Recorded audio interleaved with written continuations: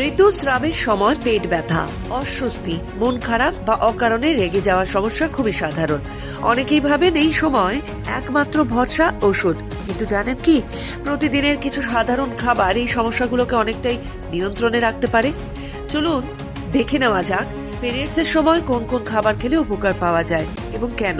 ঋতুস্রাবের সময় শরীরে জলের ঘাটতি হলে পেট ব্যথা ও ক্লান্তি আরো বেড়ে যেতে পারে, তাই বেশি করে জল পান করার পাশে খাবারের পাতে রাখুন শসা, তরমুজ, জামরুল এই জাতীয় ফলগুলো। অবশ্যই সবুজ শাকসবজি রাখুন আপনার খাবারে, যা শরীরে জলের ভারসাম্য বজায় রাখতে সাহায্য করবে। এই সময় অনেকেরই মিষ্টি খাওয়ার প্রবণতা বেড়ে যায়, কিন্তু চিনি, ক্যান্ডি বা মিল্ক চকলেটের বদলে বেছে নিন খেজুর, কিশমিশ, আপেল, তরমুজ ইত্যাদি, যা প্রাকৃতিকভাবে মিষ্টি, শরীরে ক্ষতি করে না এবং ওজন বাড়ায়, ভয়ও কম হয়। তবে পিরিয়ডসের সময় কিন্তু নিয়মিত রক্তক্ষয়ের ফলে আয়রনের ঘাটতি হতে পারে। এই সময় পাতে রাখুন পালং শাক, লাল শাক, অন্যান্য সবুজ শাকসবজি, যা রক্তাল্পতা প্রতিরোধে সাহায্য করে। এছাড়া পর্যাপ্ত প্রোটিন খেলে অনেকক্ষণ পেট ভরা থাকে এবং মিষ্টি খাওয়ার ইচ্ছেও কমে যায়।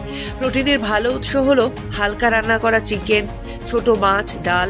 তাছাড়া এই সময় বড় তৈলাক্ত মাছ বা মাটন এড়িয়ে চলাই ভালো। পিরিয়ডসের সময় পেট ব্যথা বা বমি বমি ভাব হলে দুধ ও চিনি ছাড়া আদা চা উপকারী হতে পারে, তবে অতিরিক্ত চা পান করবেন না, এতে ঘুমের সমস্যা হয়। চকলেট মন ভালো রাখে ঠিকই, কিন্তু দুধ বা চিনি দেওয়া চকলেট দ্রুত ওজন বাড়ায়, তাই খেতে চাইলে ডার্ক চকলেট খান।